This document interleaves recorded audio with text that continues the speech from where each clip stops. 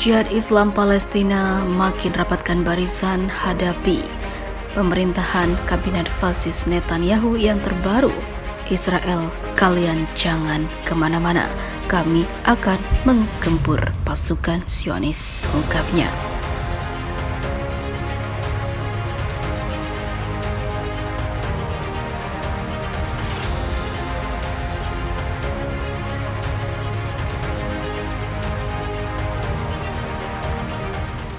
Juru bicara Gerakan Jihad Islam Palestina mengatakan di tahun baru ini perlawanan makin sengit akan terus dilanjutkan sampai Al-Quds bebas, dan Jihad Islam Palestina tak takut pada kabinet ekstrim kanan fasis rezim Zionis.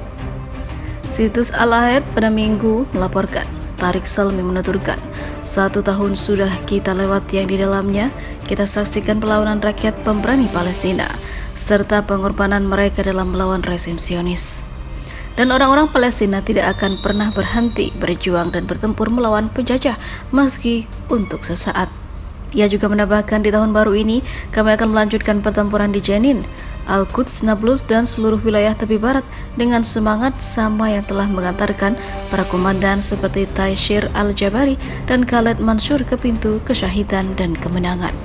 Kami akan melanjutkan perjuangan sampai Al-Quds menang dan bebas, dan kami tidak akan berhenti. Kami siap mengorbankan darah kami, ungkapnya. Juru bicara Gerakan Jihad Islam Palestina juga menegaskan kabinet sayap kanan ekstrim fasis Zionis dan ancaman-ancaman militer penjahatnya tidak membuat rakyat Palestina takut. Sebelumnya, Sekretaris Jenderal Jihad Islam Ziad Al-Nakala mengatakan tahun baru 2023 penuh dengan tantangan dan konflik, dan Palestina tak punya pilihan lain selain bersatu dan juga berjuang.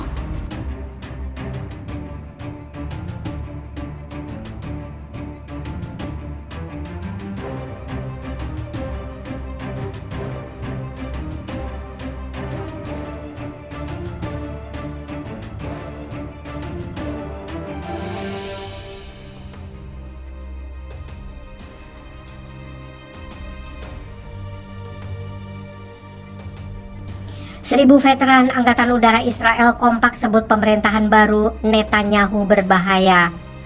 Lebih dari 1.000 veteran senior Angkatan Udara Israel termasuk mantan Kepala Staf Israel mendesak pejabat tinggi hukum negara bersikap tegas terhadap pemerintah yang akan datang.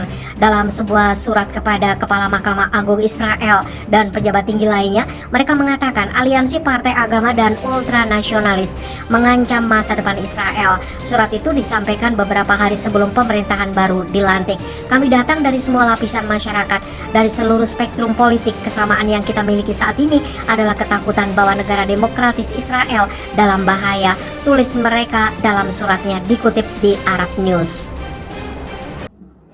Pejabat hukum disebut sebagai garis pertahanan terakhir. Mereka pun memohon agar dilakukan segala cara yang dapat membantu menghentikan bencana yang mempengaruhi negara.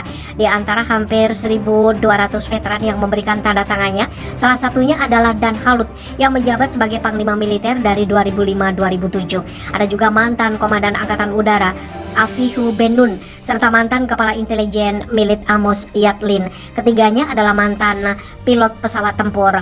Mantan Perdana Menteri Benjamin Netanyahu dan mitra ultra ortodok dan sayap kanannya merebut suara mayoritas parlemen dalam pemilihan 1 November lalu. Meskipun mereka belum menyelesaikan negosiasi koalisi, Netanyahu telah mencapai serangkaian kesepakatan yang akan memberikan otoritas kepada mitra sayap kanan atas kepolisian nasional serta pembangunan pemukiman di tepi barat yang diduduki. Mereka mempromosikan undang-undang yang mengizinkan seorang politikus menghabiskan waktu di penjara dalam kasus suap menjabat sebagai menteri kabinet saat dalam percobaan. Mereka juga diharapkan mempromosikan serangkaian perubahan dalam sistem hukum yang menurut para kritikus akan melemahkan peradilan yang berpotensi membatalkan tuntutan pidana.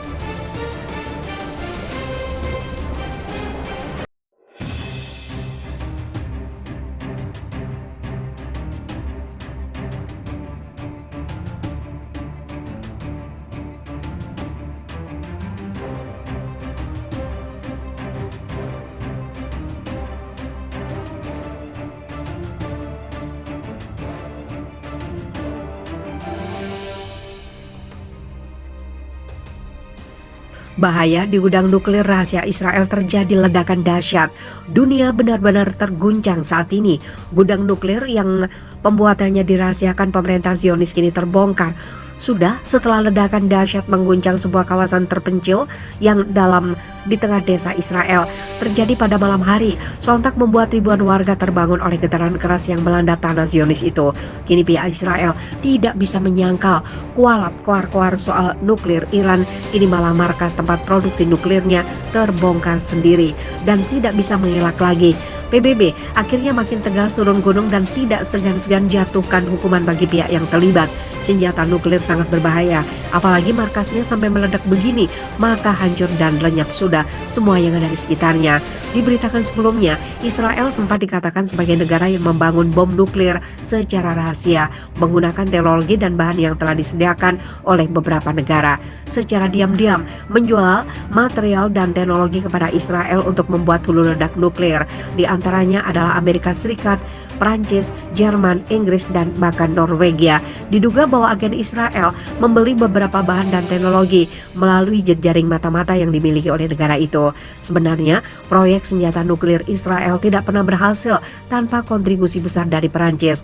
Melansir dari nuk.fast.org, pada 1956, Prancis setuju untuk menyediakan reaktor riset 18 MWT kepada Israel.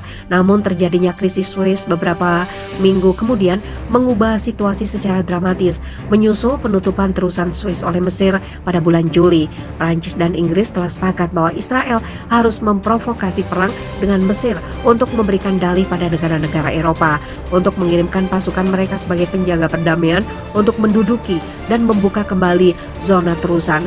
Kemudian pada tanggal 3 Oktober 1957, Prancis dan Israel menandatangani perjanjian yang berisikan meminta Prancis untuk membangun reaktor 24 MWT, pabrik pengolahan kimia. Perjanjian itu dibangun secara rahasia dan di luar rezim inspeksi IAEA, Badan Tenaga Atom Internasional.